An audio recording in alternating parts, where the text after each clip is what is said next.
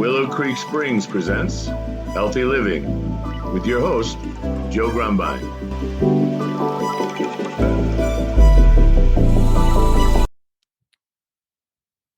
Well, hello and welcome back to the Healthy Living Podcast. I'm your host, Joe Grumbine, and today we have a very special guest, and her name is Sarah. And Sarah Crawford is a doctor, the founder of Anchor Wellness, and she's got a lot of great information. You know, we talk a lot about products and services and practices and patients and doctors and practitioners of all kinds, but behind the scenes of all of these is an engine, a vehicle, a way to get a product or service from the person that's creating it to the person who needs it. And many of us that are in the industry in any way are really good at creating things and building ideas, but terrible at executing and bringing them to the people that need it, and maybe figuring out how to make enough money to sustain this. And Sarah's got some ideas about all that. Welcome to the show. How are you doing today? Thank you. Thank you for having me. I'm doing really well. Reflecting on a rough day yesterday, spending the day at a funeral, and so I feel very fortunate and grateful to be here with you today. Nice. Well, likewise. Yeah. So tell us a little bit about your business, maybe a little bit about yourself. How'd you come into this Anchor Wellness project? Sure. So I am a doctor of physical therapy. I've been practicing for 14 years, and I have some specialty training that specifically works with people with more complex pain. And I found very quickly that the way that I was trained wasn't effective in the traditional model of physical therapy. And so most of my care looks more like talking to somebody about what's going on in their life, what their nutrition looks like, what their sleep habits look like, what their social interactions are, occupationally, what they do, where their stress lies, what trauma they've potentially experienced. And all of that helps me formulate, why are you experiencing this particular pain phenomenon? And most of those people need more than just me to get to wherever they want to be from a health standpoint, right? Sometimes I can help somebody get pretty far along, but it usually takes a team because we're complex. Human beings are really complex. We're really dynamic. We aren't these just kind of straightforward machines like cars are. I'd like to stop you there just for a second, because what you said is very impactful. As I'm working to cure my cancer, I've learned that having a team is not just important, but critical. And building a community is really what this podcast is all about. And so the fact that you nailed that right on the head is important. Thank you. Yeah, so we have needs that are really, like I said, dynamic. And so I found myself naturally gravitating to other providers who thought like me, right? Who recognized the biopsychosocial model and its relevance in caring for human beings. And what I found is that we were all just really dispersed from one another. We were across town. We were in different systems. We are on different EMRs. We had different billing procedures. Like, it was just all so spread out. And so what I sought out was an opportunity to gather all the people who thought like me, that had similar values and missions, and let's get them all into the same space. And let's get them out of this bureaucratic red tape that is traditional healthcare, where insurance is making decisions. And so I wrote this business plan for Anchor in 2013. I didn't execute on it until 2019 because I was, in debt from student loans and young and dumb and didn't have any money. And so I sat on it for a while. But Anchor is essentially a co-op where we bring like-minded health and wellness entrepreneurs into the same physical space. We timeshare out space. We share administrators and operations, and then we support them on the back end of their business, as well as business consulting and strategy to help them really execute running a business, as you mentioned. There are really great providers in this country, amazing providers. There are people in every discipline, from, the highest end medical trained to the lowest end, certification based, whether that's like a reflexology or a healing touch provider, all the way up to your neurosurgeons. And what really often gets in the way of them providing care is the systems in which they're working. For sure. And so, yeah, Anchor was created to create systems that allow these really fantastic providers to operate and grow a business without worrying about the headache that is the back end, and be in community, because you can be really good and go and have your own square box that you're in by yourself. Sure. But then when you get stunted with a client, or you get to a place where you're like, you know what, this is outside of my canoe. And you'll always find that probably quicker than you thought. Exactly. But then you have nowhere to send them, right? You've got Right. no other brains to bounce ideas off of or borrow. And Right. so I wanted to create a place where people could be autonomous and independent in their own practices, but still have the support that a system traditionally offers. And so that's what Anchor is. So at this point, we have physical therapy, nutrition therapy, trauma therapy, massage therapy, strength training, Pilates, yoga therapy, health coaching.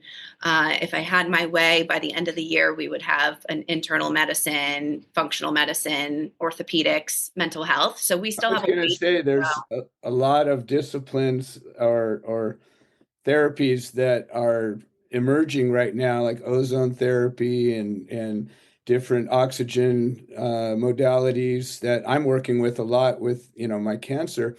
And most of them, or many of them, are not covered by traditional insurance, and they're expensive, and people need to find a way to navigate that. And I think that there's a bridge that can be built. Sounds like what you're talking about is a perfect place for something like that. Yeah, I mean, I think when you really think about it, who is winning when we look Right. at traditional healthcare right now? It's not the consumer. Certainly not us. Not the consumer. It's not the providers. It's No. not them. Their burnout rates are exceptional. They're leaving. 18% of licensed physical therapists in this country are working in a clinic right now. Right. 1/8. That's astonishing. Physicians are leaving. There's a mass exodus of primary care doctors leaving these giant organizations. So physicians aren't benefiting. The hospitals aren't winning. These hospitals regionally, I'm here in Cincinnati. Regionally, there's $500 million in lost revenue year to date so far this year. Yeah, everybody's Across the losing systems. except for the insurance companies. Who's winning? The insurance companies, right? Exactly. And so we won't get there until there are more providers like us who say, we're not going to participate with you, insurance, because the Right. longer we continue to participate, the more complicit we are in their systems.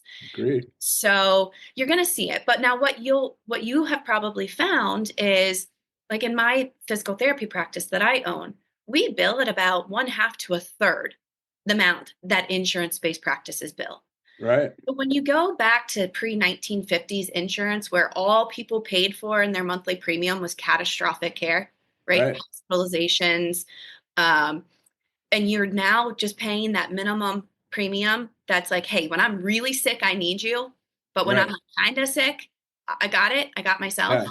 I think we're watching that happen, but it's only going to happen when more and more providers start to pull out of these.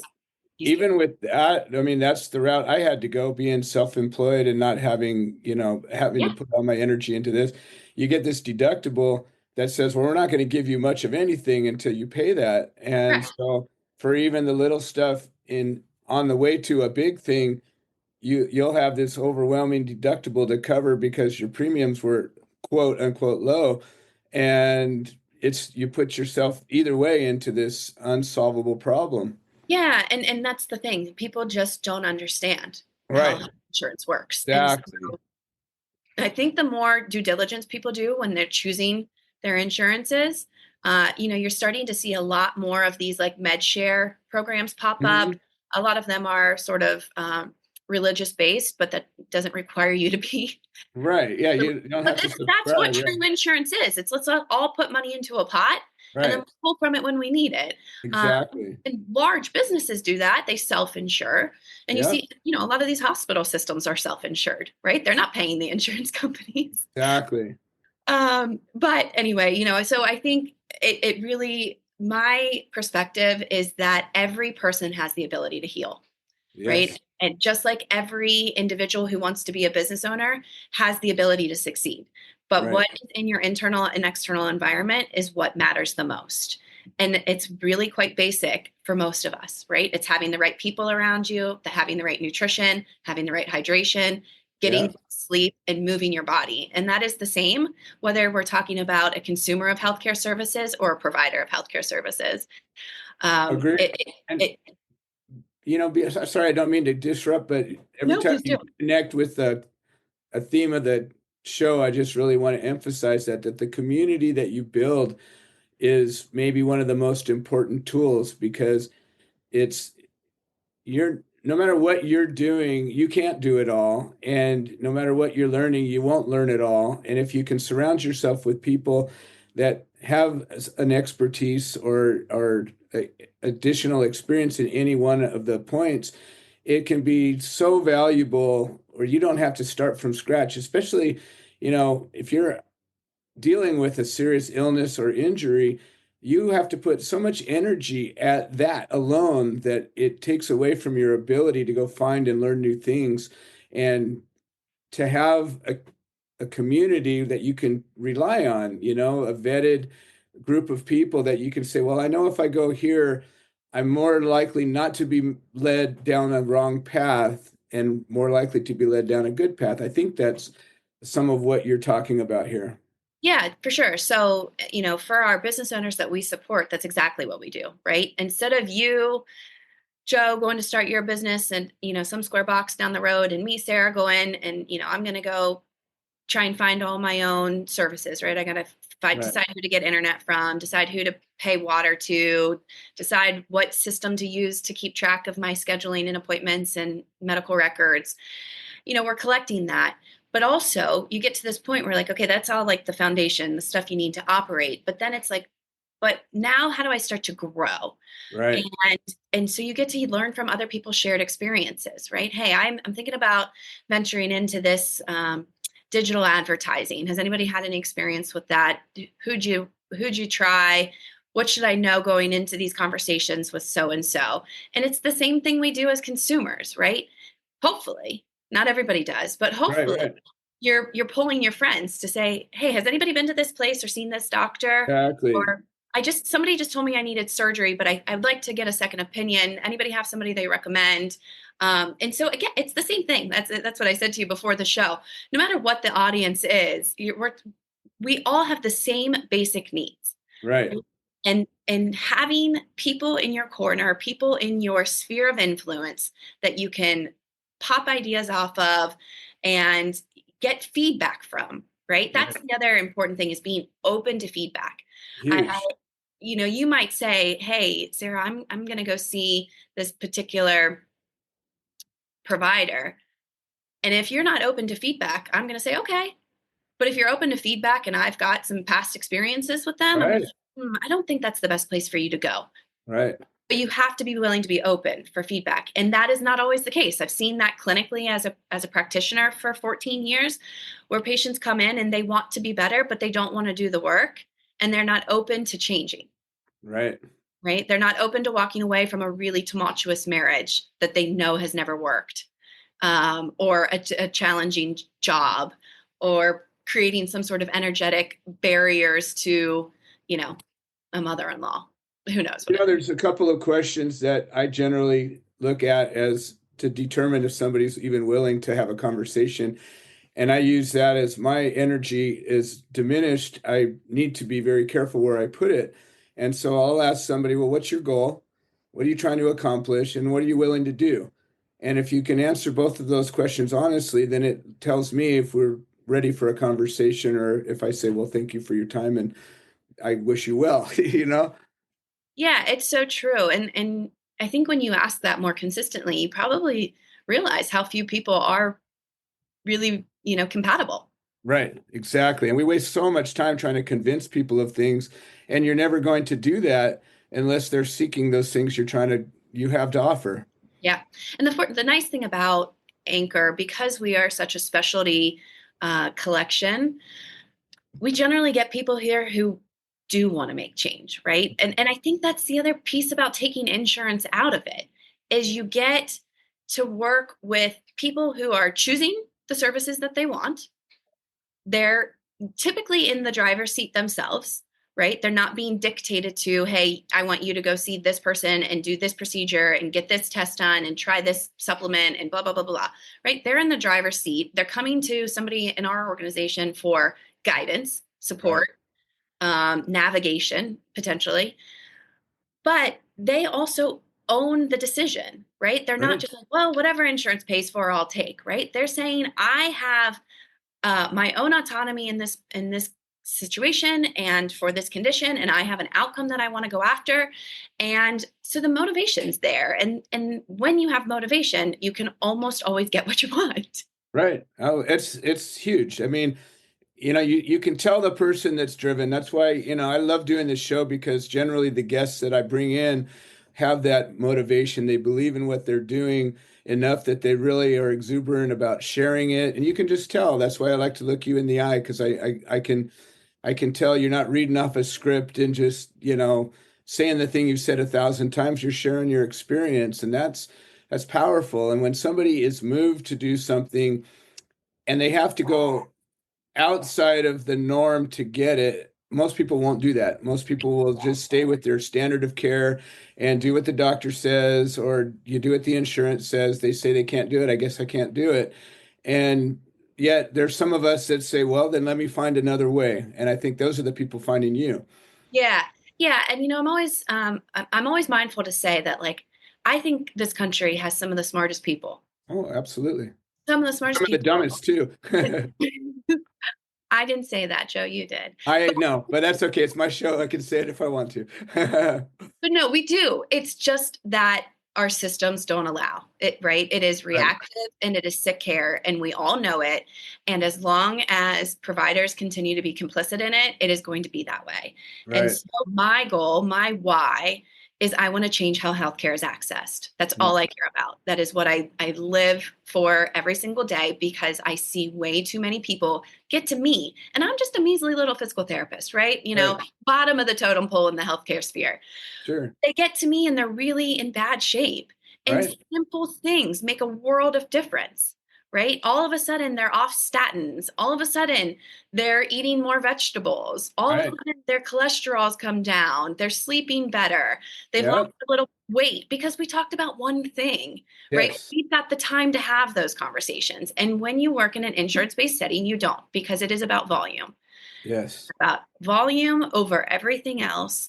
And that's the challenge. They don't care about you genuinely. If you find a practitioner or a doctor who does, that's wonderful. They don't always, but it's more likely. But to the insurance people, you're a number. Yeah, and it's going to be more than that. Yeah, and the providers do. Their hands are tied. Right.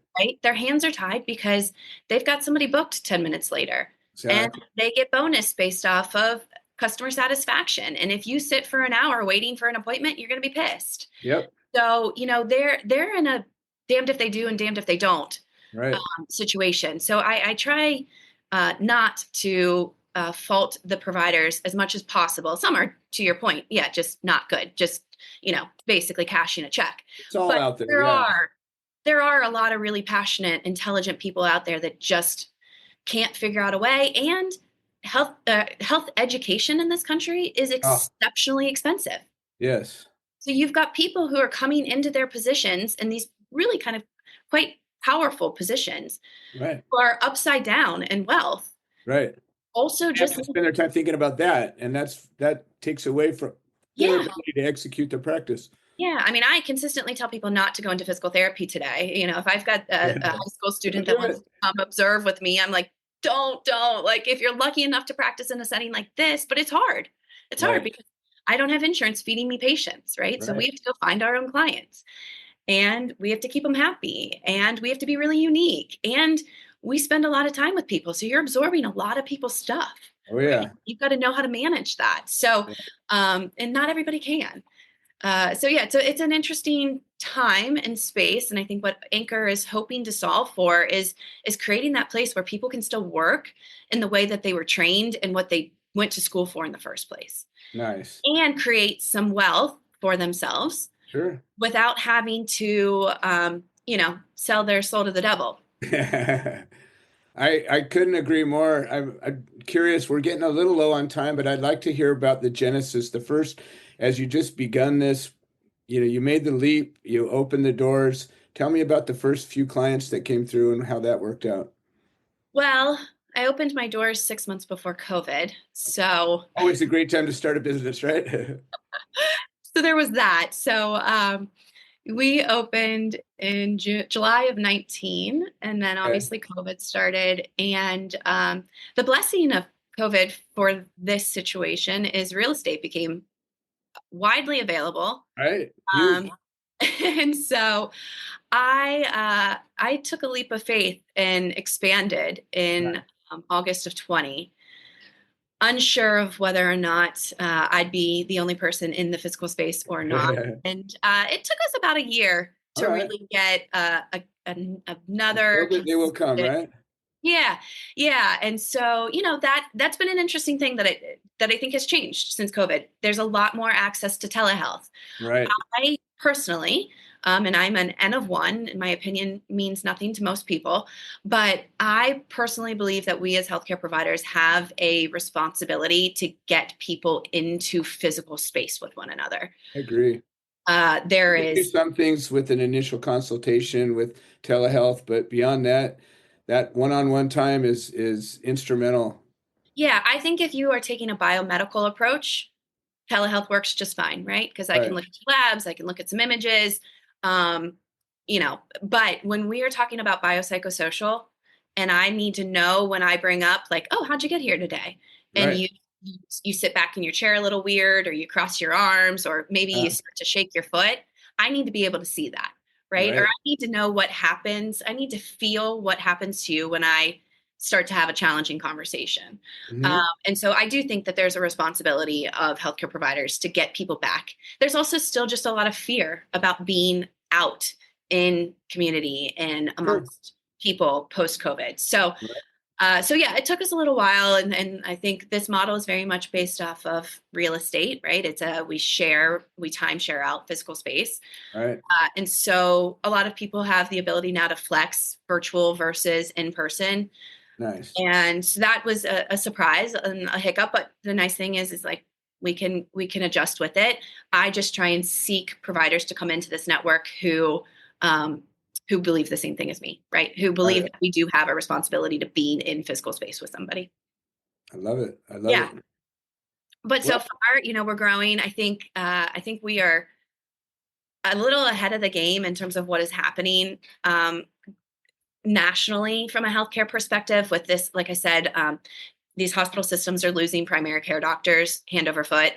And I think these primary care docs are not making nearly the money that they used to. And so right. they're saying, look, if I'm not going to make as much money, I'm just going to go out and open up a concierge or a direct primary care practice, see Sure. 1/10 of the patients and make Right. money, Exactly. and provide better care. So I think we are well set up to be able to absorb some people who are currently in systems, Right. contemplating making a move. So I think we're hopefully pioneers in that regard. But yeah, it was a doozy getting through COVID. Well, why don't you tell us about the area that you serve and how people can get a hold of you as this show is growing? We're getting a lot of new practitioners and physicians that are um, sharing their experiences, and I just know that this is a resource that I'd like to make available to them. Well, thank you. So we are right now in Cincinnati. We have 2 locations. And so to find us online is anchorcincy.com, ANCHORCINCY.com. And you can find us on Instagram, Facebook, LinkedIn, Anchor Wellness Cincy. On all 3 of those. And I'm always reachable by email, Sarah with an H at anchorcincy.com. But my goal has always been to really grow. Like I said, like I want to change how healthcare is accessed. I want to make it more efficient for consumers, and I want to make sure that providers are thriving, not surviving. And so, our goal is to to have an anchor wellness center everywhere you look, right? Like I would love to have one regionally in Indianapolis and in Columbus or down into Lexington. So, those are what we're looking for next moves. But, we would look for somebody like me who has a practice and really believes in trying to raise the ceiling on what our potential is, and wants and believes in multidisciplinary care. Well, Sarah, I appreciate you joining us today. And as you're developing and growing, I'd love to have you back to continue the conversation. I want to thank all the listeners that have made this show increasingly more popular and effective. We're building a community for you. And Sarah, you're now part of that community. I appreciate it. I feel so blessed. Thank you. Thanks for having me, Joe. Well, this has been another episode of the Healthy Living Podcast. I'm your host, Joe Grumbine, and we will see you next time. This has been another episode of the Healthy Living Podcast. We produce this show so that people can share their stories, people that have overcome obstacles, people that are undergoing obstacles. We're building a community of health-minded individuals. If you're interested in supporting the show, please leave a review on the platform you're listening to it on. If you're interested in becoming a guest, please send an email to itsjoegrumbine@gmail.com, or you can send a note into the notes section of the podcast. All right, well, thank you for supporting this show, and we hope you've enjoyed it.